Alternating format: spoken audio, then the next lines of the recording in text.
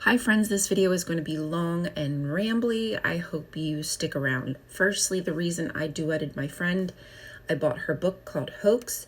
It's all about getting a mental health diagnosis and dealing with all the issues that we suffer through when we leave the Jehovah's Witness organization. So as soon as I read this, I will let you know all about it. Please do get it if you're interested in hearing an ex-Jehovah's Witness's story about recovery. Next, I took a little break from TikTok and YouTube, really just a social media break for the most part. There's a lot going on behind the scenes in the Jehovah's Witness organization. If you followed along at all, you realize there was just an incident of violence in Germany. And before that, there was a man who was shot while he was going door to door in field service. And then before that, there was an instance of an ex-Jehovah's Witness who took his life and his wife's life, and they tried to burn down a Kingdom Hall.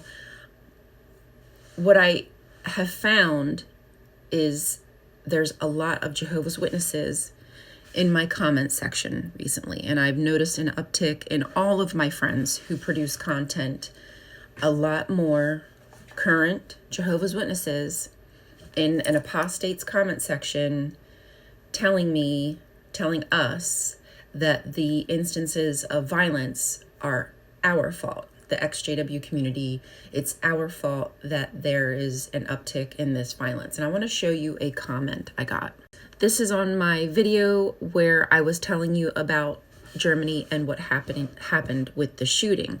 So this person says the killer's name is Philip F. He was a banker and an ex-Jehovah's Witness, killing 6 people at a Kingdom Hall after the meeting.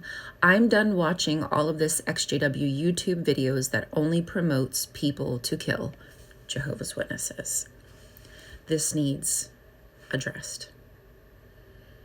I have every right and am well within my rights to speak about the inconsistencies, the issues that happen inside of the Jehovah's Witness organization.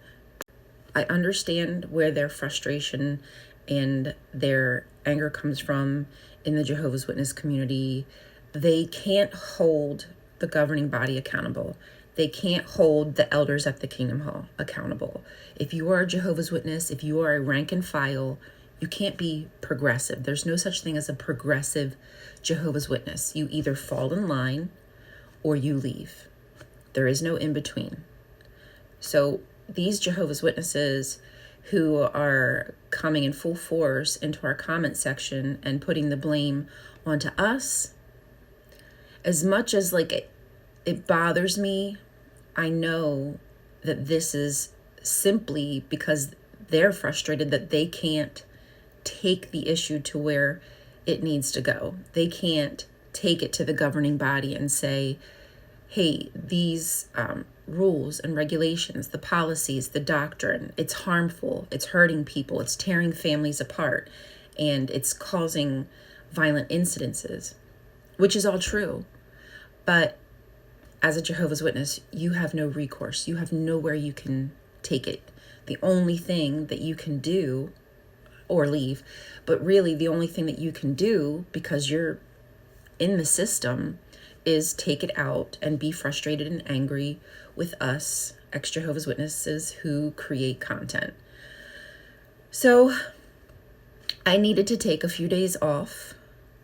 I needed to get right because I was that person, right? I was a Jehovah's Witness. I was in those shoes. I was frustrated about certain things, but I had nowhere to go with it. I just took it as it was my fault, right? When something bothers you as a Jehovah's Witness, you say, oh, what am I not doing right? I need to pray harder. I need to go to the Kingdom Hall more often. I need to make sure that I'm not hanging out with worldly people. Like everything that happens, you take it upon yourself to say, what can I do better? Instead of realizing that there could be instances where it's not in your hands. It's the people who are making the rules. It's the elders. It's the ministerial servants. It's the governing body. And even when it comes to the elders and ministerial servants in the congregation, they too are just following orders. They can't be progressive. Now, to some extent, they can fight back things. And I think each congregation is different, as much as they try to put out that the Jehovah's Witnesses are a monolith and everything happens the same. We know that that is not the case. And there are instances where there are elders who maybe do leave and fight back, but they have to leave. You don't stay a Jehovah's Witness and fight back. So I'm trying to put myself into these Jehovah's Witnesses' shoes and understand they're sad, they're scared, they're frustrated, and they have nowhere to take that out at anywhere but on us.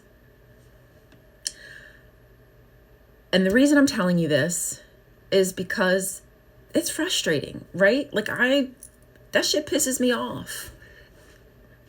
I don't like it, right? I don't deserve to be talked to like that. My friends don't deserve to be talked to like that. We never encourage violence against Jehovah's Witnesses. It's something I would never encourage. And in fact, when they come to people's door, I do tell people, try to engage.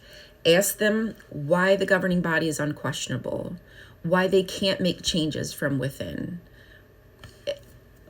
I don't see any issue with giving a bit of pushback when it comes to the Jehovah's Witnesses at the door. You don't have to be rude. You don't have to scare them off. I don't think that that's the way.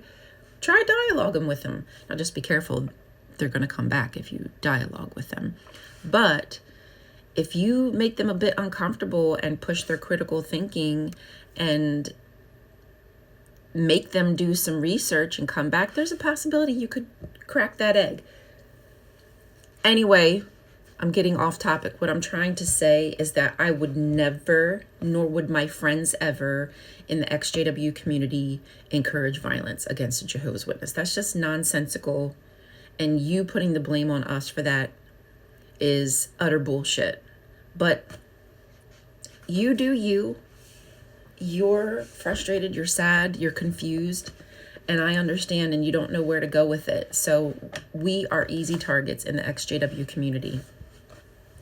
So I guess I'll be that. I'll be your punching bag, and I guess all of us have to be your punching bag. But before you leave those shitty ass comments, I think you should start to ask yourself some questions about the organization and why this is happening. Why is there an uptick?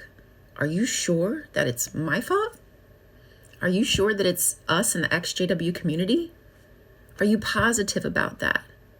Is there any possibility that you could look inside yourself and wonder why somebody who has been disfellowshipped, disassociated, separated from their family and friends, why they would act in such a manner to harm people? And it's not right.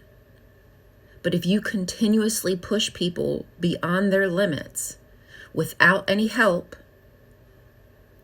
there are going to be more occurrences of people getting harmed. And I'm not encouraging it. It's disgusting. I don't like violence. But if something isn't done, how is it going to stop? You can't stop me from pointing out issues inside of the organization. That is not going to happen. So instead of being angry at me, why can't you do something about it? And I'm talking to the Jehovah's Witnesses. Instead of being so disappointed in our behavior that we've turned away from God, are you asking yourselves why? Are you asking yourself why we spend so much time caring about people who don't give two craps about us, right? You don't care what happens to me. You don't care if but I care about you. Is that weird? Is that not weird?